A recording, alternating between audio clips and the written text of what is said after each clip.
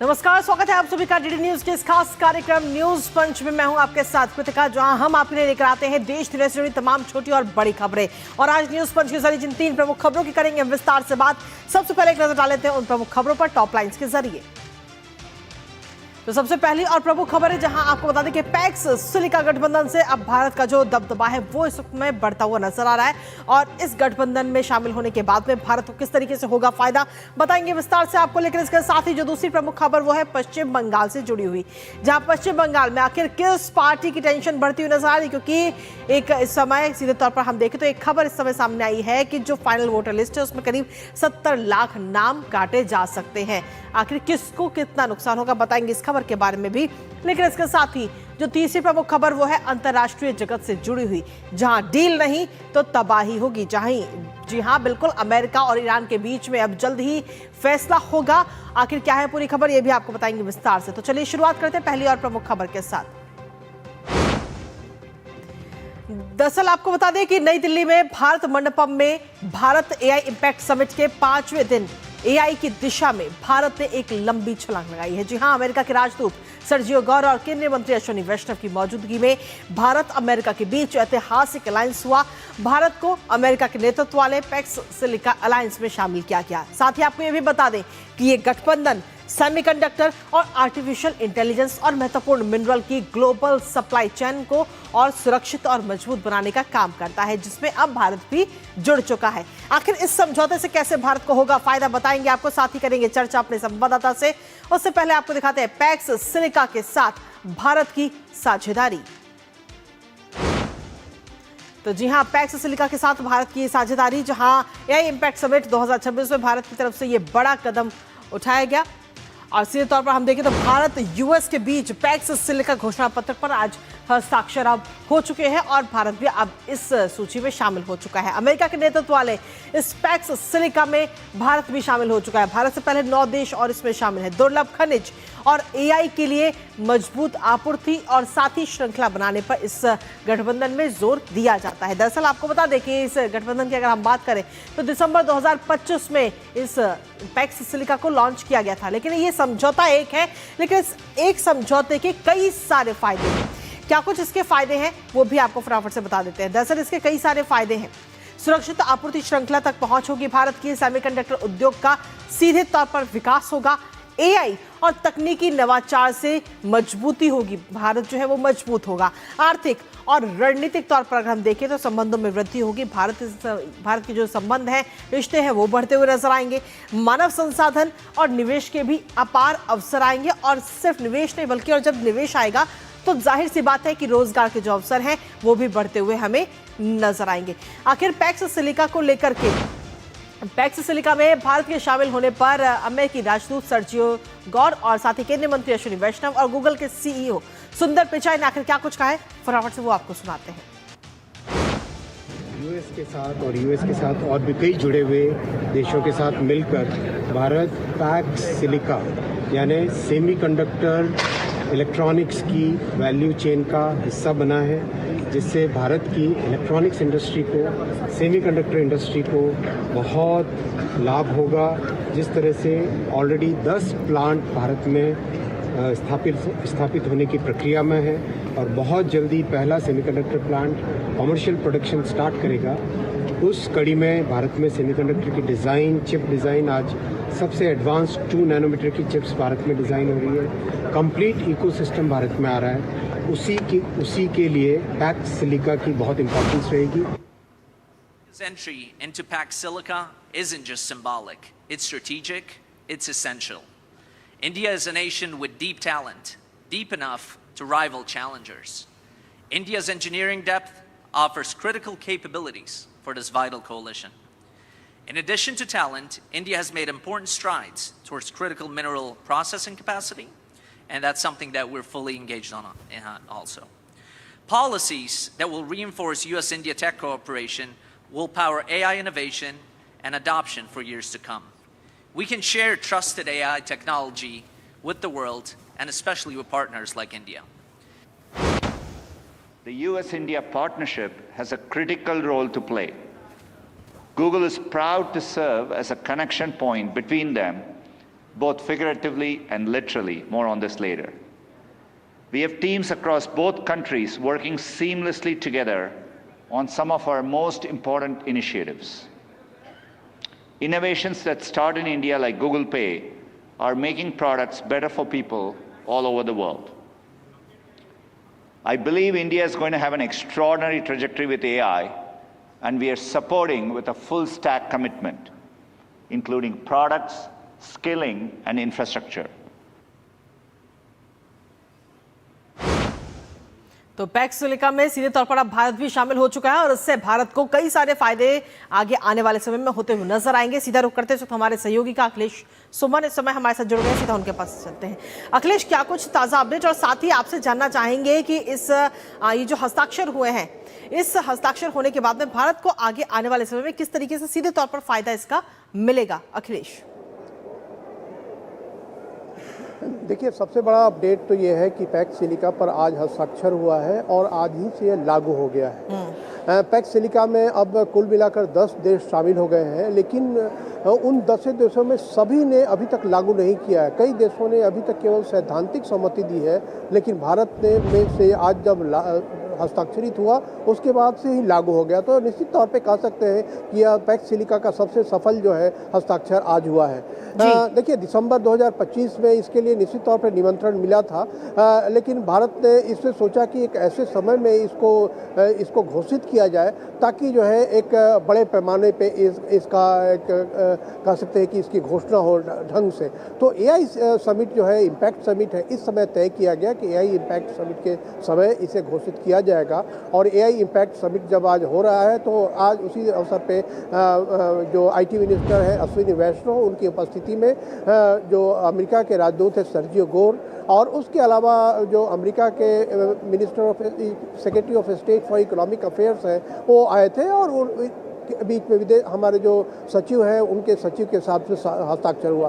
तो एक कह सकते हैं कि जो एक बहुत प्रतीक्षित ये बात थी, क्योंकि सभी ने इस बात की ओर इशारा किया, खास करके अमेरिकी अधिकारियों ने इस बात की ओर इशारा किया कि वे नहीं चाहते कि किसी एक देश की मोनोपोली बने इस पूरे सिलिकॉन इंडस्ट्री पे, जिसमें कि रेयर अर्थ मटेरियल शामिल है, क्रिटिकल मिनरल शामिल है, जिसमें कि एक सिलिकॉन के चिप्स के मैन्युफैक्चरिंग शामिल है। सारे देश पे किसी एक देश की अगर एक अधिकार होता है तो वो इसको हथियार के रूप में यूज करता है, ऐसा देखा गया है। मतलब उसके जरिए वो ब्लैकमेल करने की कोशिश करता है। उन्होंने ब्लैकमेल शब्द यूज किया जो अमेरिका के एम्बेसडर थे और उनके जो मंत्री थे। तो निश्चित तौर पे कह सकते हैं कि आज जब विदेश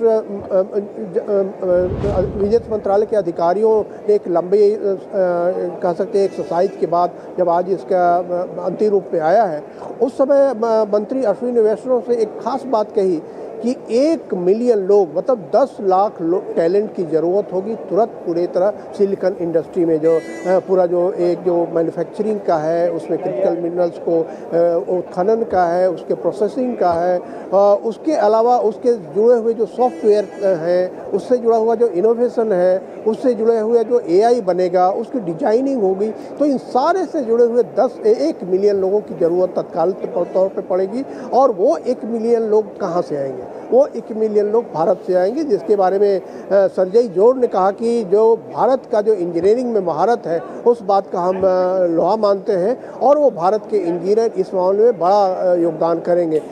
लेकिन केवल इंजीनियर ही नहीं, बल्कि अन्य जो उससे जो संबंधित इंडस्ट्री है, उससे संबंधित जो प्रोफेशन है, उससे भी जुड़े लोग इसमें योगदान करेंगे। तो भारत के लिए कह सकते हैं कि एक बहुत बड़ा अवसर बना है पैक्स सिलिका के माध्यम से, क्योंकि इसमें भारत के अलावा अन्य देश भी शामिल है, जिसमें कि खास करके आप बताऊं कि यूनाइटेड किंगडम है, उसमें इजराइल है, उसमें नीदरलैंड है, ऑस्ट्रेलिया है, उसके अलावा उसमें यूएई जैसे देश हैं। तो इन सब के बीच में एक समुच्चय बना है। उस समुच्चय में एक सबको एक दूसरे की ज़रूरत पड़ेगी, और ख़ास करके क्रिटिकल मिनरल्स के बारे में सहयोग जो है वो काफ़ी नज़दीकी सहयोग होगा, उसकी प्रोसेसिंग में काफ़ी सहयोग होगा। और उसके बाद भारत ने तो चिप्स की डिजाइनिंग पे काम करना ऑलरेडी शुरू कर दिया है। डिजाइनिंग के पूरा जो इंफ्रास्ट्रक्चर बना लिया गया है कि जो 3 इम्पोर्टेंट जो फेजेज है उन इम्पोर्टेंट फेज में भारत प्रवेश कर गया है, तो भारत एक चिप मेकिंग का भी इसमें एक बड़ा केंद्र बन सकता है पैक्ट सिलिका पर हस्ताक्षर करने के बाद, क्योंकि सबको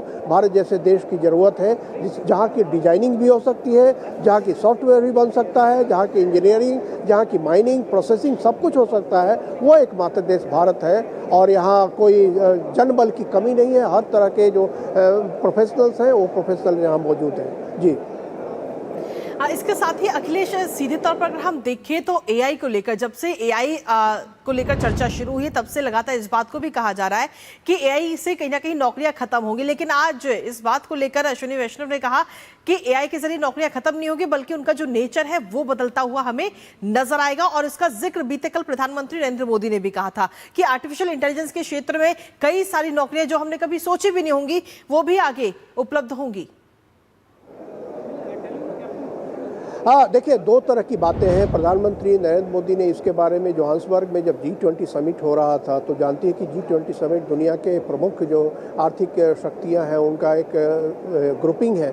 G20 समिट के समय ही कहा था प्रधानमंत्री ने कि एआई का इस तरीके से उपयोग होना चाहिए ताकि आज जो ह्यूमन रिसोर्स है वह ह्यूमन रिसोर्स बर्बाद ना हो जाए, बल्कि वो ह्यूमन रिसोर्स जो है एआई के लिए एसेट का काम करे। तो जहां नई नौकरियां शुरू होगी, भारत का जो थीम ये है, पूरी तरह भारत का जो अप्रोच है कि नई नौकरियां एआई में तो शुरू होगी ही, लेकिन जो पुरानी नौकरियां हैं उनको भी प्रशिक्षित किया जाएगा। जैसे जब कंप्यूटर आया तो लगा कि केवल नए लोगों को नौकरी मिलेगी, पुराने लोग बेकार हो जाएंगे। लेकिन जैसा हमने देखा कि पुराने लोगों को भी, जो पुराने जो प्रोफेशन है सरकारी कार्यालयों से लेकर निजी उद्यमों में हर जगह जो है वो सबको ट्रेनिंग मिली और सारे लोग फिर कंप्यूटर में प्रशिक्षित हो गए। उसी तरह एआई में भी ऐसा ही होने की संभावना है और इसलिए कहा यह जा रहा है कि भारत ने जो एक इम्पैक्ट के नाम से, एआई इम्पैक्ट जो के नाम से जो सबमिट किया है, उस एआई इम्पैक्ट के नाम से भारत के लोगों को एक निश्चित तौर पे आश्वासन देना है कि यह जो है हमारा फ्यूचर है और ये हमारा फॉर्चून है। एआई को मिस नहीं कर सकते, जैसे कंप्यूटर को हम मिस नहीं कर पाए, नहीं किया हमने। उस समय भी काफ़ी भ्रांतियाँ थी, काफ़ी भय था। तो प्रधानमंत्री ने भी कहा कि कुछ लोग हैं जो भयभीत है इससे, पश्चिम के लोग भी हैं, इधर के ग्लोबल साउथ के लोग भी हैं, लेकिन कुछ लोग ऐसे हैं, अधिकांश लोग ऐसे हैं कि इसको फ्यूचर और फॉर्चून मान रहे हैं। तो भारत भी उसी अवसर को एक चुनौती के रूप में मानकर अपने यहाँ जो पूरा जो जनबल है, अपने यहाँ जो पूरा टैलेंट पूल है, उस टैलेंट पूल को और पुराने जो प्रोफेशनल्स हैं उनको एक नए सिरे से प्रशिक्षित कर उसको एआई में एक हम नया स्ट्रेंथ दे सकते हैं, जो जिसके पास इतना बड़ा डेटाबेस हो, 140 करोड़ की जनसंख्या हो, जिसके पास इतनी डाइवर्सिटी हो कि तरह तरह के लैंग्वेज, तरह तरह के जीवन शैली, उन सारे का डेटाबेस जो है वो एआई के लिए बहुत ही महत्वपूर्ण साबित होगा। और इस मामले में भारत दुनिया का सबसे धनी देश है और इसलिए हमारे यहाँ जो एआई सिस्टम है वो हमारे यहाँ सबसे ज्यादा मजबूती से हम उसका उपयोग कर सकते हैं। बहुत बहुत शुक्रिया अखिलेश, तमाम जानकारी और अपडेट्स हमारे साथ साझा करने के लिए, इस महत्वपूर्ण खबर से जुड़े हुए।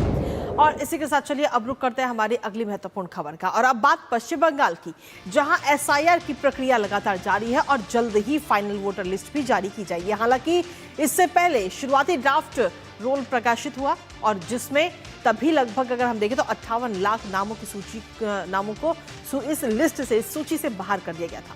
लेकिन अब जो खबरें सामने आई है वो वाकई हैरान करने वाली है। दरअसल इन नए आंकड़ों के अनुसार जो अंतिम सूची है उससे करीब 70 लाख नाम कट सकते हैं और ये नाम उन लोगों के हैं जो सुनवाई में नहीं पहुंचे, अपने कागजों को अपलोड उन्होंने नहीं किया और 4 लाख से ज्यादा लोग ऐसे हैं जो कि अपात्र हैं, यानी कि एलिजिबल ही नहीं है वोट देने के लिए। अब ये खबर जैसे ही फैली तो राज्य में प्रशासनिक और राजनीतिक सरगर्मियां बढ़ गई। आपको यह भी बता दें कि अंतिम वोटर लिस्ट जो है वो आएगी 28 फरवरी को। करेंगे चर्चा अपने संवाददाता से और जानेंगे लेटेस्ट अपडेट। उससे पहले आपको दिखाते हैं कटेंगे 70 लाख वोट। जी हां, पश्चिम बंगाल में एसआईआर मामले को लेकर यह बड़ा खुलासा इस वक्त किया गया है, जिसमें बताया जा रहा है कि करीब 70 लाख वोटों पर इस समय तलवार लटकी हुई है। वो नाम कट सकते हैं पश्चिम बंगाल के अंदर अंतिम मतदाता सूची से पहले। ये सबसे बड़ा अपडेट है। हालांकि अंतिम मतदाता सूची 28 फरवरी को जारी की जाएगी। सीईओ कार्यालय के सूत्रों के हवाले से ये बड़ी खबर इस वक्त आप तक पहुंचा रहे, जहां 70 लाख वोटर्स पर इस समय तलवार लटकी हुई, उनके नाम कट सकते हैं। इसके साथ ही आपको बता दें कि ASDD सूची के आधार पर 58 लाख नाम जो है वो पहले ही हटाए गए थे और अब 12 लाख और नाम कटने के कगार पर है। और ये वो लोग हैं जिन्होंने अपने डॉक्यूमेंट जमा नहीं किए या फिर सुनवाई केंद्र पर भी वो लोग नहीं पहुंचे या फिर वो वोट देने के लिए एलिजिबल ही नहीं है। क्या कुछ है ताजा आंकड़े, एक बार फटाफट से उन पर भी नजर डाल लेते हैं। दरअसल ताजा आंकड़ों की अगर हम बात करें तो 4,44,970 ऐसे मतदाता हैं जो कि अपात्र हैं, यानी कि एलिजिबल नहीं है वोट देने के लिए। इसके अलावा 1,14,772 ऐसे मतदाता जिन्होंने अपने दस्तावेजों को अपलोड ही नहीं किया है और साथ ही 7 लाख ऐसे मतदाता जो कि सुनवाई में अनुपस्थित रहे, सुनवाई में पहुंचे ही नहीं और इसीलिए ये कहा जा रहा है कि इनके नाम अब कट सकते हैं। 28 फरवरी को सीधे तौर पर हम देखें तो ये वोटर जो फाइनल अंतिम वोटर लिस्ट है वो जारी की जाएगी और इस लापरवाही पर सीओ की तरफ से भी सफाई भी इस समय दी गई है। दरअसल ये कहा गया कि दस्तावेज निपटाने का काम ERO और AERO पर पूरी तरह से निर्भर है। फिलहाल अंतिम सूची अभी तैयार नहीं है, 28 तारीख है और 28 तारीख को ये अंतिम सूची सामने आएगी और इलेक्शन कमीशन से हालांकि समय बढ़ाने का अनुरोध भी किया जा सकता है क्योंकि अगर एन वक्त पर 28 तारीख तक अगर ये लिस्ट तैयार नहीं होती है तो 21 फरवरी को दस्तावेज निपटाने की अंतिम तिथि है। डीएम के पास में 4,66,000 दस्तावेजों का सत्यापन अभी बाकी है और 30 लाख दस्तावेज भी दोबारा से जांच के लिए भेजे जाएंगे। और इसी पर ताज़ा अपडेट लेते हैं। हमारे साथ में हमारे सहयोगी सौरभ दत्ता इस समय जुड़ गए, सीधा उनका रुख करेंगे। सौरभ, क्या कुछ ताज़ा अपडेट है आपके पास में, क्योंकि जब पहली लिस्ट आई तो उसमें 58 लाख नाम पहले ही काट दिए गए और अब 12 लाख नामों पर और तलवार लटकी हुई है। कृतिका, देखिए जो फिगर हमारे दर्शकों को हम बता रहे हैं कि पश्चिम बंगाल में 70 लाख के आसपास, आप कह सकते हैं कि 70 लाख पार कर चुके हैं। तो वो फिगर तो अभी तो जो फिगर्स आ रहे हैं सामने, इससे तो पता चल रहा है कि 70 लाख से ज्यादा लोगों का नाम नहीं रहने की संभावना है। फाइनली क्या होता है, फिगर कहाँ जाके पहुंचता है, वो तो फाइनल वोटर लिस्ट आने के बाद पता चलेगा। लेकिन एक बात तय है कि 28 तारीख को भी ये लिस्ट पब्लिश होगा कि नहीं, इसके ऊपर एक बड़ा क्वेश्चन मार्क आ चुका है कृतिका, क्योंकि अभी जो फिगर्स आ रहे हैं कि वेरिफिकेशन के लिए रीवेरिफिकेशन जो हो रहा है वहां पे 30 लाख AERO और ERO के स्तर पर 20 लाख पेंडिंग है और DM के स्तर पर यानी DO के स्तर पर वहां पे 4,44,000 डॉक्यूमेंट्स अभी पेंडिंग है। मतलब उनका अभी तक वेरिफिकेशन नहीं हुआ। अगर वेरिफिकेशन नहीं होगा तो फिर उसमें क्या स्टेप लिया जाएगा, वो एलिजिबल होंगे या फिर इनएलिजिबल होंगे, ये तय नहीं कर पाएंगे।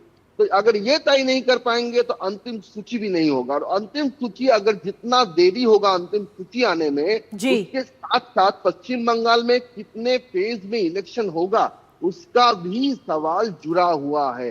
जितना समय इधर से कटेगा, इधर से जितना कम होगी, अंतिम सूची निकलने में जितना देरी होगी, फेज वाइज इलेक्शन का संभावना भी पहले तो यहाँ पे देखा गया है कि 6 फेज में 8 फेज में भी इलेक्शन हुआ है।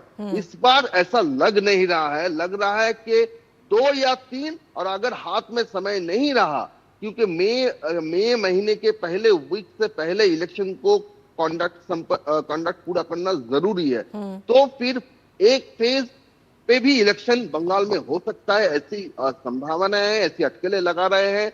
अब इसको टीएमसी कैसे देखती है? अगर यहाँ पे 1 या 2 फेज में इलेक्शन होता है उसमें टीएमसी क्या खुश होगा, या फिर टीएमसी भी चाहती होगी कि इस 4 या 5 फेज में हो? ये क्यों मैं बता रहा हूं, क्योंकि अगर 4, 5 या फिर 6, 7 में हो तो टीएमसी का फायदा ये है उनके एक एरिया के जो मशीनरीज है वो दूसरे एरिया में वो शिफ्ट कर सकते हैं।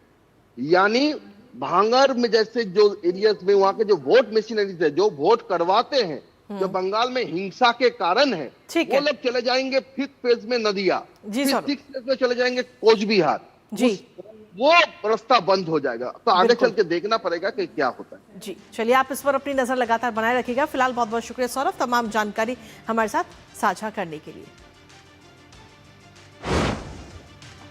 और इसी के साथ चलिए अब रुक करते हैं हमारी अगली महत्वपूर्ण खबर, और अब बात अमेरिका और ईरान की, जहां दोनों के बीच तनाव और ज्यादा बढ़ चुका है। टेंशन इस समय पीक पर है। अमेरिका कभी भी ईरान पर हमला कर सकता है और अमेरिकी राष्ट्रपति डोनाल्ड ट्रंप ने धमकी भी दी है कि अगर 10 दिन के अंदर ईरान ने डील नहीं की तो उसके साथ बहुत बुरा होगा। उधर अमेरिका के अगर हम देखें तो बैटल शिप्स ने ईरान को पूरी तरह से घेर लिया है, यानी कि ट्रंप इस बार ईरान को छोड़ने के मूड में बिल्कुल नजर नहीं आ रहे, और अगर ईरान ने उनके सामने सरेंडर नहीं किया तो फिर यह हमला होना तय है। करेंगे चर्चा और इस तनाव को लेकर और जानेंगे अपने संवाददाता से। और सीधा रुक करते हैं, इस वक्त हमारे साथ हमारे सहयोगी सीएस जोशी इस वक्त जुड़ गए हैं, सीधा उनका रुक करते हैं। सीएस जोशी, सीधे तौर पर अगर हम देखें तो कहीं ना कहीं तमाम सवाल इस समय खड़े हो रहे हैं कि वाकई क्या मिडिल ईस्ट में युद्ध की घंटी इस समय नजर आ रही है? देखिए, अगर मिडिल ईस्ट की हम बात करें तो तनाव इस वक्त पर वहां पर काफी बढ़ा हुआ है, और अमेरिकी राष्ट्रपति प्रेसिडेंट ट्रंप की ओर से जिस तरह की धमकियां आ रही हैं, उन धमकियों को काफी गंभीरता से लेने की जरूरत है, क्योंकि उन्होंने 10 से 12 दिन की एक डेडलाइन भी वहां पर दे दी है। और दूसरी ओर अमेरिका और ईरान के बीच में बातचीत भी चल रही है, ओमान में बातचीत हुई है, स्विट्जरलैंड में दोनों देशों के अधिकारियों के बीच में बातचीत हो रही है जी। और बातचीत से शुरुआती तौर पर तो दोनों पक्ष कह रहे हैं कि ये बातचीत सकारात्मक दिशा में जा रही है, लेकिन अगर प्रोग्रेस की बात करें, जिन मसलों को लेकर के दोनों देशों के बीच में बातचीत होनी है, उसको लेकर के अभी तक कोई हल नहीं निकल पा रहा है। और कहीं न कहीं जो अमेरिकी राष्ट्रपति की ओर से धमकी दी गई है, ये ईरान के ऊपर एक दबाव बनाने की ये एक टैक्टिक्स इसको कहा जा सकता है। और साथ ही साथ अगर ईरान जिस मामलों को लेकर बातचीत चल रही है, खासकर जो ईरान का परमाणु कार्यक्रम है, उसके अलावा जो ईरान के बैलिस्टिक मिसाइल्स को लेकर के अमेरिका बातचीत करना चाहता है, और साथ ही साथ